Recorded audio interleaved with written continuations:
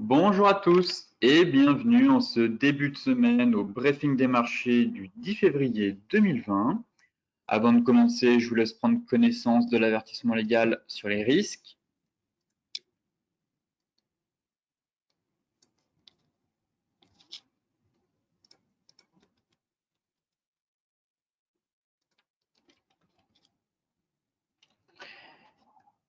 Et tout de suite, on va s'attaquer à l'actualité des marchés et voir comment les bourses ont évolué en ce début de matinée et comment elles ont surtout clôturé la semaine. Alors, je vais me remettre. Hop. Parfait. Alors, les bourses européennes, elles ont terminé en baisse vendredi. On attendait quand même le NFP. Donc, nous avons eu les chiffres meilleurs qu'attendus de l'emploi aux États-Unis, mais cela n'ayant pas dissuadé les investisseurs de prendre quelques bénéfices qui ont un peu réduit justement les performances hebdomadaires, même si elles ont été dans l'ensemble très bonnes. Bien sûr, en Europe, eh bien, on a eu le chiffre du jour qui était plus préoccupant puisque la production industrielle a chuté de 3,5% en décembre.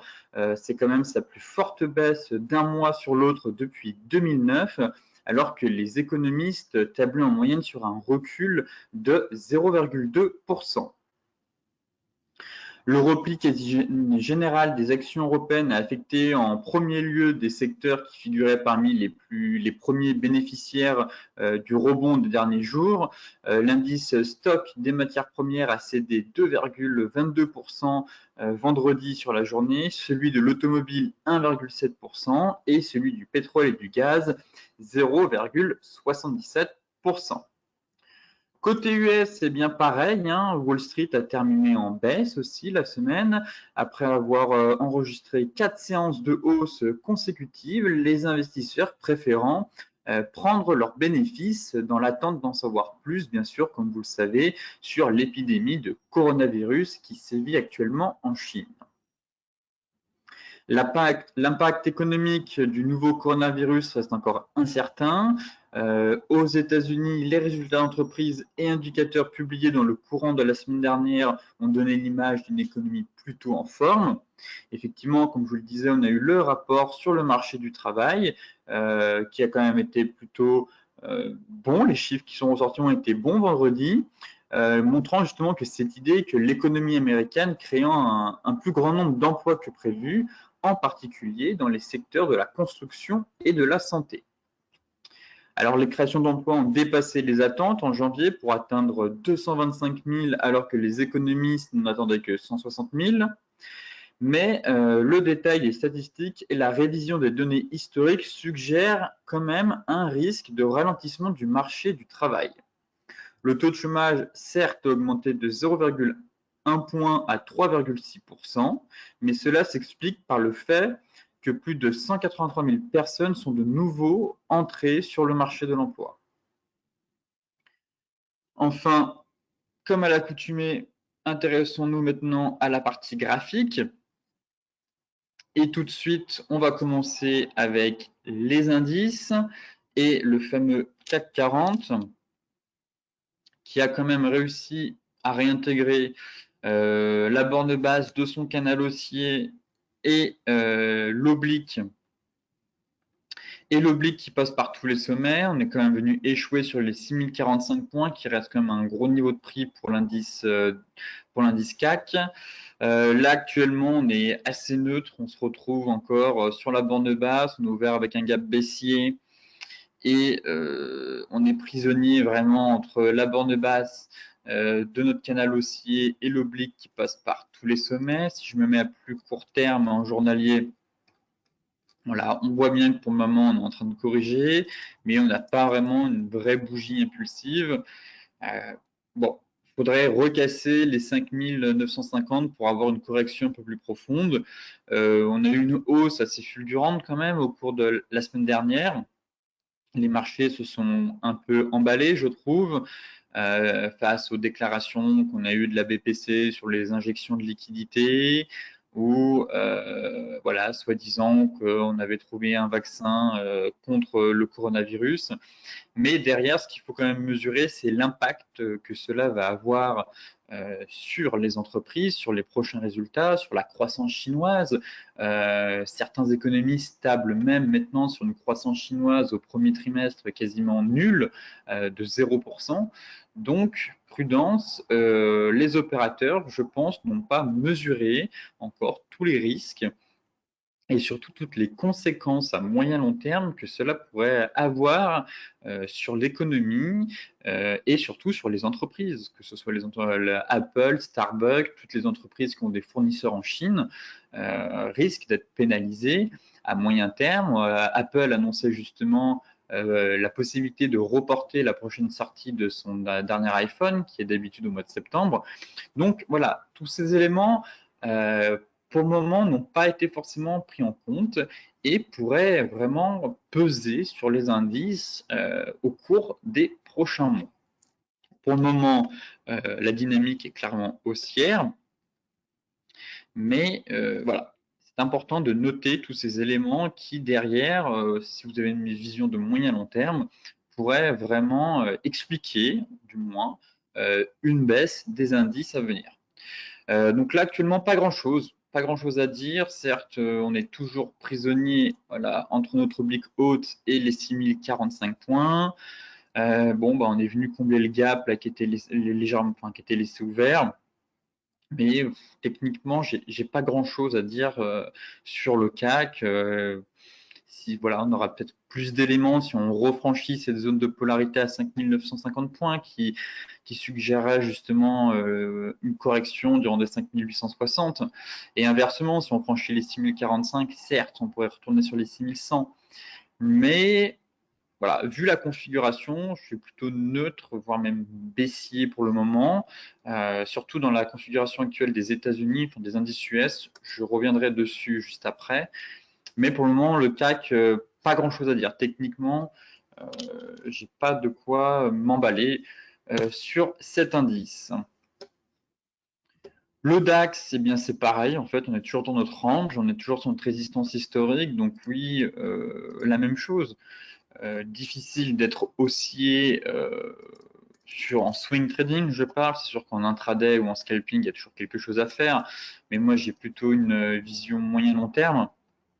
Donc en swing trading, bien sûr, toujours compliqué d'être haussier avec cette bande haute de canal et cette résistance historique où on bute dessus.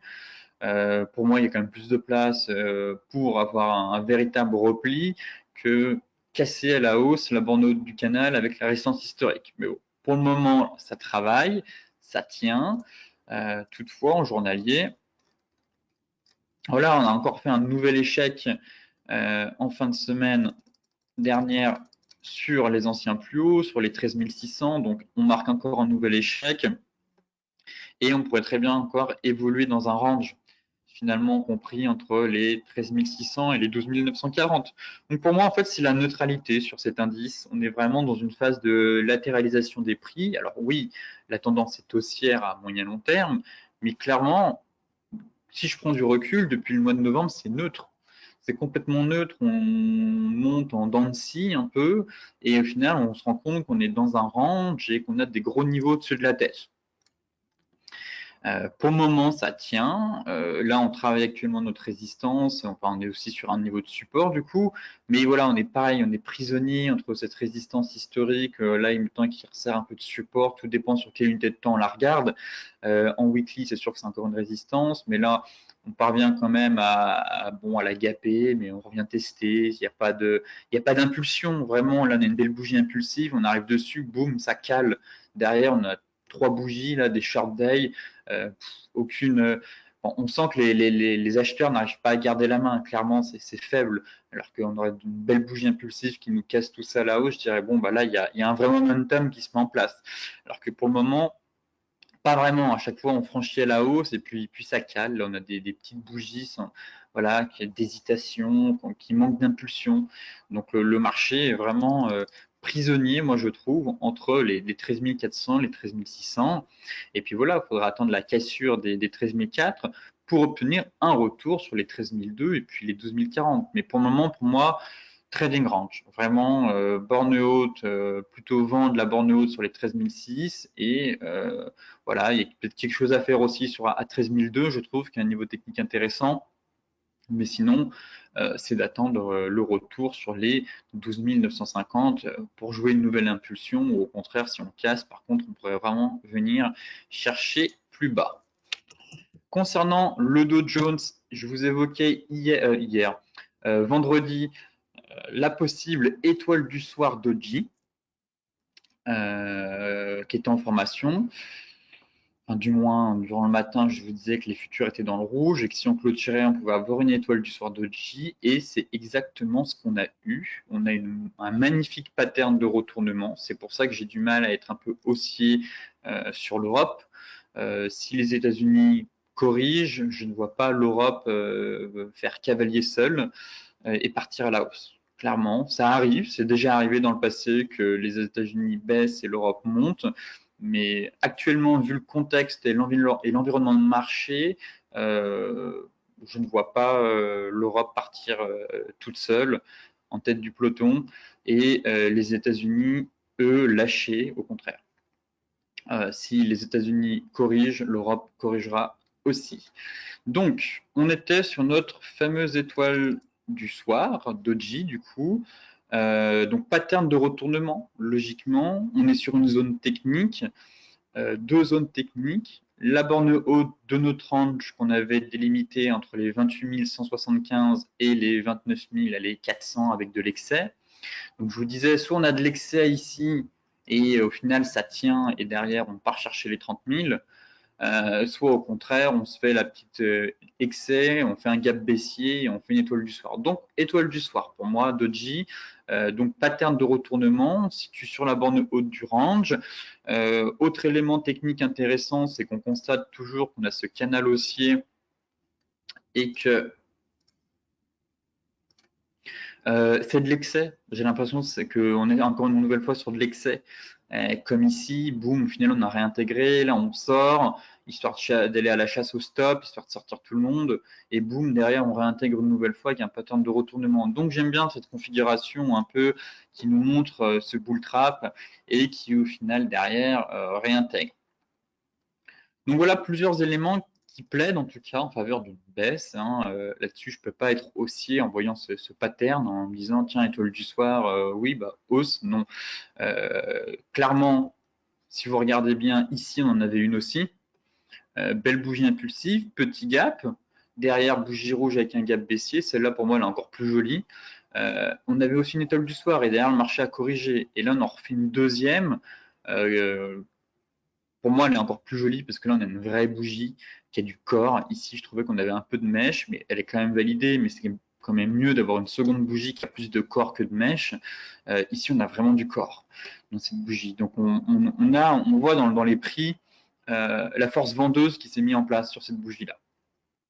Donc, voilà, un scénario, en tout cas, de trading range, voire même de double top, hein, on ne sait jamais, mais si vraiment on a une correction profonde, si on casse les 28 175, c'est un double top qu'on a là. Donc derrière, on peut aller chercher la moyenne mobile 200. Mais pour le moment, étoile du soir, réintégration du canal de moyen long terme, et puis surtout, on a un gruyère. Hein. Que ce soit ici, là, les gaps, on a plein de gaps qui sont laissés ouverts, donc pour moi, il y a de la place, il y a de quoi venir chercher vraiment les gaps qui sont laissés ouverts. Et donc, on verra bien après la décision et la réaction du marché. Mais voilà, plusieurs éléments montrent, techniquement, je pars, et puis même le contexte économique n'est pas forcément favorable avec actuellement l'épidémie de coronavirus qui continue toutefois de s'aggraver. Mais voilà, plusieurs éléments montrent qu'on pourrait venir chercher les gaps et qu'on pourrait surtout évoluer dans un trading range. Voilà, et puis avec un pattern de retournement sur un niveau technique. Il apparaîtrait au niveau de nulle part, je dirais, bon, prudence. Là, on est sur un niveau technique.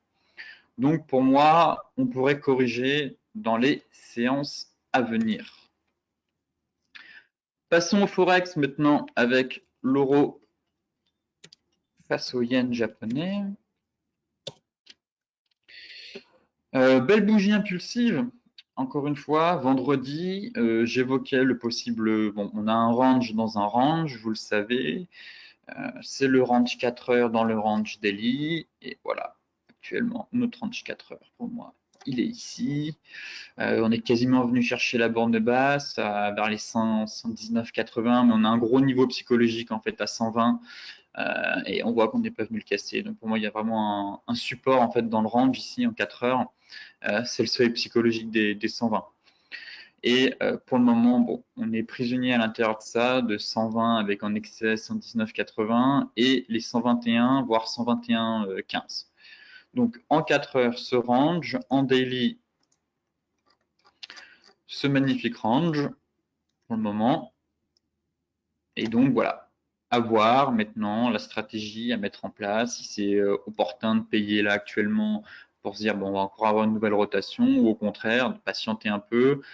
Et si on casse vraiment avec une bougie, là on a tellement travaillé ce support là actuellement que si on le casse avec une bougie qui clôture vers les 119,80, ça ouvrirait logiquement la voie à une correction vraiment plus profonde, je pense, en direction des 118,45.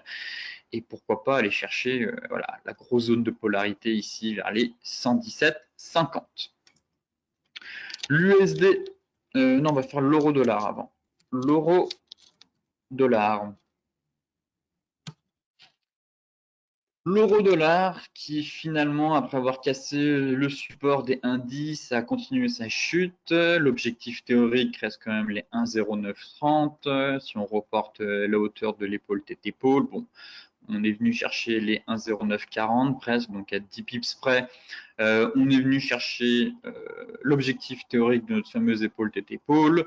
Bon, ce serait bien de venir aller chercher les petites mèches qui ici, ce serait propre techniquement. Mais voilà, pour le moment, la dynamique est baissière. On continue la poursuite de la baisse. Là, il n'y a pas grand-chose à dire, même sur les unités de temps plus courtes. J'ai beau me mettre en 4 heures, ça ne va rien changer. On avait voilà, possiblement ce range, on est sorti par le bas. Bon, là, on est en train de rebondir, mais il n'y a pas, c'est pas un gros niveau technique pour moi. Là, actuellement, il y a peut-être, si je prends ces niveaux, on est en train de faire un pullback, voilà, sur les bodies qui est juste ici. Mais vu la dynamique, bon, après on a enchaîné les séances de baisse, bon, logiquement qu'on a un petit rebond, mais pour moi on devrait quand même continuer à baisser en direction des 1,0930. Et puis je vois pas pourquoi on n'irait pas chercher les 1,0880. Voilà, retourner sur les plus bas. Voilà, il n'y a pas de chandelier là qui montre qu'on va avoir un retournement. Si je me mets en 4 heures, voilà, on est plus dans un rebond après une baisse, une bonne phase de baisse. Belle baisse, on va rebondir, histoire de dégonfler un peu les indicateurs, mais pas grand-chose à dire sur l'euro-dollar depuis qu'on a cassé en fait notre fameux support psychologique des indices et qu'on est quasiment allé chercher le TR. Donc assez neutre. Bon, il manque 10 points, 10 pips pour aller chercher cet objectif. Et puis derrière, si on enfonce finalement, ce sera les 1,0880. L'AUD NZD. Qui commence à me plaire, la UDNZD, qui arrive sur notre fameux niveau technique. Alors certes, on a cassé la moyenne mobile 50, mais là, voilà, j'aime bien cette configuration en haut de range. On était soit sur un double bottom, pardon, que je vous expliquais, et là on reprend de la hauteur sur une espèce de range. Là, on est en train de faire une belle mèche haute. J'ai pas mis le nuage Ishimoku. Là, je vais rester comme ça, mais juste pour vous montrer. Voilà. Puis j'aime bien cette configuration. On a un range, puis on a le méga nuage qui vient faire obstacle. Derrière, on a la lagging qui viendrait aussi buter sur la Kijun. Donc là pour le moment, on part plus sur un range. À confirmer, bien sûr. Mais j'aime bien. Techniquement, c'est assez propre. Comme quoi, parfois c'est dingue comment les prix réagissent. Vous voyez que voilà, la borne haute du range, bah, finalement, les prix, quand ils ont fait leur parcours, bah, on se retrouve pile poil sur le nuage. Là, on a fait un excès ce matin, mais la lagging est venue buter sur la Kijun. Donc techniquement, c'est propre. Après, en 4 heures, on va quand même attendre la clôture, voir si finalement on ne sort pas de ce range. Là, on a fait quand même une belle bougie impulsive durant la nuit, qui est quasiment venue, qui est quand même venue casser la borne haute de notre range. Donc à surveiller. Là, il y a quelque chose à faire, à mon avis. Soit ça va repartir à la hausse, soit au contraire, le nuage bloque et on pourrait repartir finalement voilà, dans une phase de trading range et aller venir chercher les 1,0375 et puis derrière faire une belle rotation sur la borne basse pour retourner sur les 1,0320.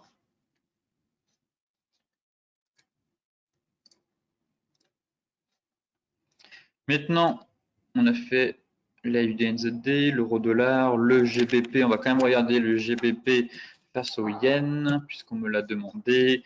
Pas grand-chose, en fait. C'est pour ça que je faisais pas trop cette paire. Enfin, si, on est dans un range. Je l'avais déjà évoqué, en fait, mardi dernier dans les stratégies bourse Forex. Mardi dernier, j'avais évoqué voilà l'avalement qu'on avait eu ici le matin. Donc, ça permettait de rejoindre la zone d'équilibre. Donc, effectivement, hein, le marché, dans un premier temps, est venu chercher la zone d'équilibre du range qui est à peu près ici. Voilà, ça va donner quelque chose comme ça, à peu près. Voilà. Hop. Donc, on a notre zone d'équilibre. On est venu faire une rotation partielle. Là, on a essayé de casser. Derrière, boum, avalement sur la zone d'équilibre. Ça repart. Donc, c'est une rotation partielle. Et pas grand-chose, si ce n'est qu'on se rapproche doucement de la borne basse du range, mais là, il n'y a pas grand-chose à faire actuellement. J'aimerais avoir, voilà, c'est mieux d'avoir une réaction des prix, voilà, tout simplement sur la borne basse, sur les 141. Donc à surveiller, est-ce qu'on aura de nouveau un avalement ou un pattern de retournement sur les 141? Là, on pourrait même quasiment avoir un range dans un range. Encore une fois, je pense que si je me m'en donnais une heure, j'ai encore un range comme ça là qui va se mettre en place. Voilà, parfois il faut analyser, mais à mon avis, voilà, il y a encore un deuxième range dans un range, un peu comme sur l'euro face au yen japonais, et là, actuellement, c'est le cas. Encore un deuxième range en une heure, à mon avis, qui se met en place. Mais voilà, le niveau à surveiller, c'est les 141. En journalier, bon, j'avais tracé cette oblique, mais je trouve qu'elle voilà, elle est moins intéressante, elle perd un peu de pertinence, de vitalité, puisqu'on vient trop la travailler, ça ne représente pas grand-chose, on n'a pas des rebonds propres dessus. Voilà, le gros niveau, c'est vraiment 141, 140-50. Ça, c'est un seuil pour moi à surveiller. Là, on est vraiment venu travailler pendant longtemps ce niveau technique. Donc, les 145 et 141 qui correspondent actuellement à la borne basse du range 4 heures et 1 heure sont à surveiller pour du moins rebondir, repartir en direction des 144.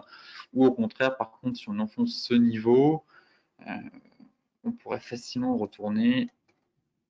Je n'ai pas de gros niveau, mais la moyenne mobile 200 me semble tout à fait envisageable. Enfin, pour terminer le Forex, l'USD-CHF qui nous valide un double bottom. Ça semble partir à la hausse en tout cas pour l'USD-CHF. La bougie de vendredi est belle, cassure de la moyenne mobile 50. Pourquoi pas attendre un pullback? C'était soit pareil un trading range, soit un double bottom. Et là, j'ai quand même l'impression, j'ai pas de pattern de retournement, qu'on part sur un double bottom. On a une belle cassure. Bon, pourquoi pas attendre un pullback. Je pense qu'on pourra avoir un retour facile après il y a quand même 5 bougies vertes et assez impulsives, même un peu plus, 6 actuellement. Donc, double bottom pour actuellement sur la paire USD-CHF et ça pourrait donner un objectif théorique vers les à peu près vers les 0,98, 90. Ce serait cet objectif-là. Voyons voir si on peut espérer avoir un petit pullback sur notre moyenne mobile 20, juste ici, puis on repart à la hausse. Mais en tout cas, pour le moment, la paire semble reprendre un peu de hauteur. Il faudra juste pas avoir un bull trap avec une bougie impulsive aujourd'hui qui réintègre le range. Là, par contre, ça nous met en alerte. Mais pour le moment, bon, bah, c'est haussier, la moyenne mobile suit et ça semble se diriger vers l'objectif théorique. Maintenant, on va regarder le gold. Pas grand-chose à dire sur le gold, consolidation, encore une nouvelle fois. J'évoquais la possible divergence et je vais quand même remettre comme ça. Voilà. Donc la possible divergence qu'on avait là, mais qui n'est clairement pas validée pour le moment, mais bon, c'est bien de la matérialiser. L'avalement aussi qui est en place, mais finalement la clôture ne... J'aime pas trop cet avalement. Alors certes, c'en est un, mais ça ressemble à un avalement quasiment pendu. Il manque un peu de mèche, mais ce qui me dérange dans cet avalement, c'est que la mèche qui est juste ici est plus grande que le corps. Et donc, ça montre que la force vendeuse n'est pas si présente que ça. Alors oui, les conditions sont réunies, on ouvre avec un gap haussier, on avale le corps de la bougie précédente, mais on a beaucoup de mèches. On a beaucoup de mèches et on a plus de mèches que de body. Donc, les vendeurs n'ont pas été aussi forts que ça. Psychologiquement, dans le matching des cours et dans l'interprétation de la bougie, ça veut dire ça. Parfois, vous avez des avalements, oui, mais voilà. Quand vous avez trop de mèches, on aurait une belle bougie en plus qui clôture sur les 1560, la prudence. Là, clairement, j'évoquais, je vous disais que si le marché parvenait à tenir les 1560, alors, bon, cette bougie, pour moi, c'est du, je ne vais pas dire que c'est du bruit de marché, mais presque. Voilà concernant le gold. Les 1500 ont tenu, la bougie, on a quand même, les acheteurs se sont montrés présents, ont défendu quand même le niveau de support. Et puis, en journalier, pour moi, actuellement, c'est en range, tout simplement. On est quasiment venu chercher la semaine dernière la borne basse de notre range. Et puis là, on se dirige vers la borne haute. Donc, pas grand-chose à faire ici. On est un peu au milieu de nulle part. Bah, pourquoi pas attendre un pullback sur les 1560 et se dire, bon, bah, on peut viser la borne haute ou attendre la borne haute et voir les réactions du marché. Et puis, dans ce cas-là, si on casse une bonne fois pour toutes les 1500, c'est direction les 1625.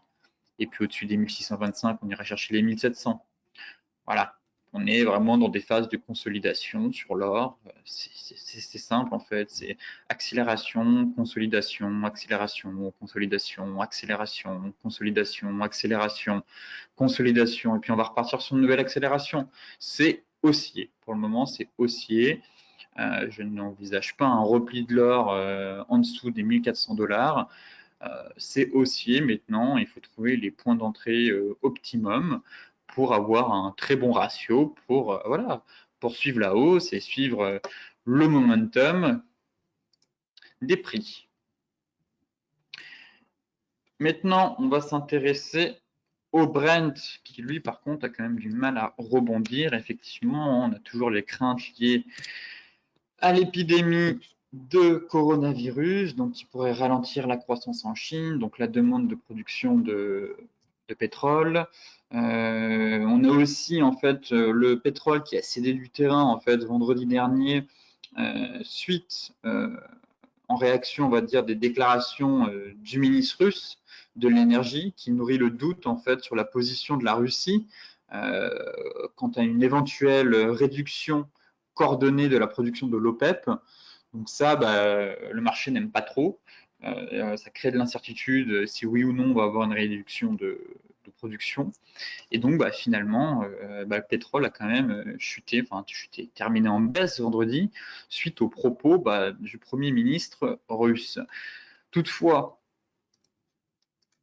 on est quand même toujours sur notre oblique qui reste le dernier rempart, même si techniquement j'aime pas la clôture qu'on a eue vendredi à l'extérieur du range. Ça aurait été beau d'avoir une clôture à l'intérieur. Là, on a toujours notre oblique en soutien pour le moment. Ça tient, mais est-ce que ça va tenir longtemps?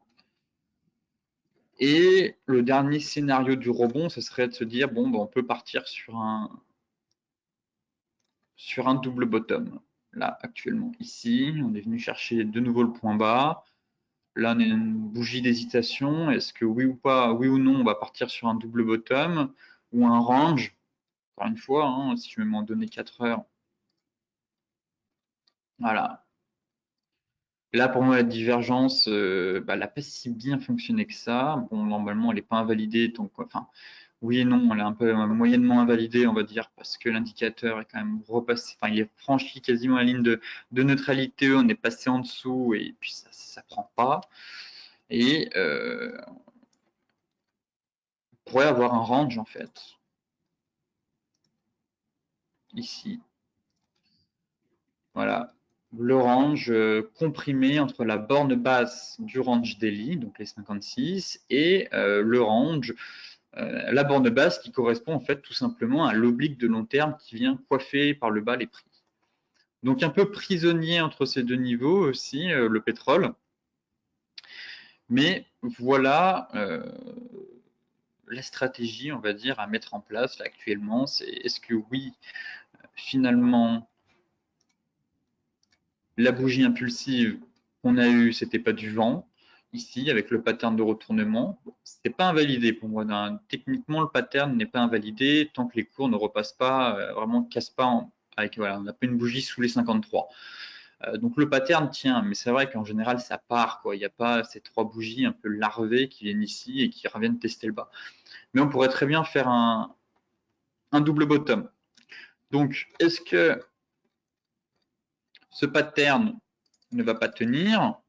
Ou est-ce qu'on va refaire un petit double bottom comme ici, mais en plus long, et on va enfin venir casser la moyenne mobile 50 et réintégrer le range pour venir chercher les 60, ou au contraire, la dynamique est quand même bien baissière, on a chuté de 25%, le marché a besoin de consolider, de respirer, de reprendre son souffle, pour dégonfler, comme je vous le disais, qu'on consolide, et ben finalement la divergence n'est pas prise, on consolide pour dégonfler les indicateurs qui étaient trop en survente, ce qui est le cas ici. Quand on consolide, et bien bizarrement, l'indicateur se dégonfle. Et derrière, on reprend la baisse et on va chercher les 52 et les 50. Donc voilà un peu le scénario sur le pétrole. Et pour terminer, quand même, le Bitcoin qui est repassé haussier et puis qui a franchi les 10 000 K, les 10 K pardon, durant le week-end. Donc, pareil, plusieurs stratégies, enfin pas grand-chose en fait. Je sais que certains me parlent qu'on a des gaps qui sont laissés ouverts sur les futurs CME. Est-ce qu'on va venir les chercher? Il me semble qu'on a un gap qui part ici et qu'on en a un qui est un peu plus bas. Donc, beaucoup pensent que cette hausse est trompe-l'œil. C'est un marché qui évolue en trompe-l'œil, dans le sens où on a quand même des gaps sur le CME qui sont restés ouverts et que d'habitude, le marché vient toujours combler les gaps laissés ouverts sur le futur. Là, actuellement, ce n'est pas le cas. Mais bon, ça peut très bien être des gaps de rupture, des gaps de reprise de tendance haussière. Tout dépend en fait de l'actif. J'ai envie de vous dire, parfois sur les actions, eh bien, quand il y a une belle tendance haussière qui se met en place, eh bien, il y a des gaps qui sont actuellement pas fermés. Vous allez voir sur le cours de Apple ou de Microsoft, on a des gaps daily qui sont pas refermés. Moins sur les indices. En général, c'est vrai qu'on vient les clôturer. Il faut s'adapter à l'actif. Et là, pour le moment, c'est quand même haussier. Ce serait bon, on serait ici. Bon, les gaps n'ont pas été comblés. Je dirais, ouais, là, on peut venir les chercher. Là, on a quand même des gaps qui sont assez lointains. On a franchi un gros niveau en hebdomadaire. Alors, en hebdomadaire, c'était ce gros niveau ici à surveiller. C'est cassé. Pour moi, c'est haussier pour le moment. Je me dirais très bien, on va pouvoir peut-être aller chercher ces gaps. Voilà, si on casse mon canal baissier. Voilà. Pour moi, ça c'est regarder les prix pour le moment, au lieu de se dire est-ce qu'on va venir chercher, est-ce qu'on va rechuter directement à 8000 et à, je crois qu'il y en a à 7800. Il faudrait que je regarde les CME. Bon, certes, la bougie du jour n'est pas forcément très jolie. On a un avalement, mais bon, pas d'inquiétude pour moi. Ça se trouve, c'est juste un pullback qu'on fait. Mais pour le moment, au lieu de se dire tiens, est-ce qu'on va venir chercher les gaps laissés ouverts, se dire bon, mon graphique, voilà, les prix, voilà, certes, d'un point de vue technique, j'ai des gaps laissés ouverts, mais la tendance est haussière. J'ai mon canal haussier qui permet de cadrer ma dynamique des prix. Tant que c'est haussier pour le moment, il n'y a aucune raison que on chute d'un coup. les éléments qui vont nous mettre en alerte, qui vont se dire tiens, finalement, le marché a peut-être envie d'aller chercher les gaps et c'est ouvert. Si on refranchit à la baisse les 9600, les 9300 et que derrière on casse le canal. Là, clairement, le marché enverra un signal fort en se disant ah, finalement la hausse, c'était peut-être de l'excès. On s'est peut-être un peu emballé et clairement, si on casse d'un seul coup ce niveau de support maintenant avec la bande de base du canal, oui, là, possiblement, pour aller chercher les gaps laissés ouverts. Mais pour le moment, c'est haussier et puis c'est repassé haussier en fait. Donc, ça se trouve, on n'ira peut-être jamais chercher les gaps à surveiller, à voir. Mais pour le moment, je reste haussier et je préfère me positionner sur des replis tels que la borne du canal, ici la borne de base pour aller viser les 10 500, que me dire bon tout de suite c'est baissier, ça va être baissier et il y a trop de gaps qui sont laissés ouverts, ça ne peut que aller chercher les gaps. Non, pas forcément. Oui, les marchés sont attirés par les trous de cotation. Oui, en général, les prix viennent combler les gaps. Mais voilà, il y a des signaux qui doivent vous mettre en alerte. Et le signal que je vous dis qui pourrait nous mettre en alerte sur le comblement des gaps à venir, ce serait la réintégration du support avec la cassure du canal. Là, pour moi, le marché enverrait un signal. Mais tant qu'on est au-dessus de tout ça et qu'on rebondit, qu'on vient chercher la bande basse et qu'on rebondit au-dessus, bon, et c'est haussier et ça nous permet surtout de cadrer la dynamique des prix. Et donc, tant que la dynamique des prix est cadrée à la hausse, eh bien, on reste haussier et on verra si finalement c'est un excès ou au contraire, c'est un inversement de psychologie de long terme puisqu'on était baissier et qu'on repasse haussier sur le Bitcoin. Ce briefing des marchés touche à sa fin. Pour celles et ceux qui souhaitent consulter l'article, je vous mets le lien dans la description de la vidéo. Petit rappel aussi, demain, vous pouvez me rejoindre à 14 h pour faire un point sur le Forex, les indices, mettre en place des stratégies de bourse et voir si on a des opportunités de trading ou vérifier ensemble voir où se passe l'action, tout simplement, et où va se passer l'action durant la semaine. Donc pareil, si vous souhaitez vous inscrire, je vous mets le lien dans la description de la vidéo. Sur ce, je vous souhaite à toutes et à tous une excellente journée, de très bons trades, et puis on se retrouve demain matin pour faire un nouveau point sur les marchés.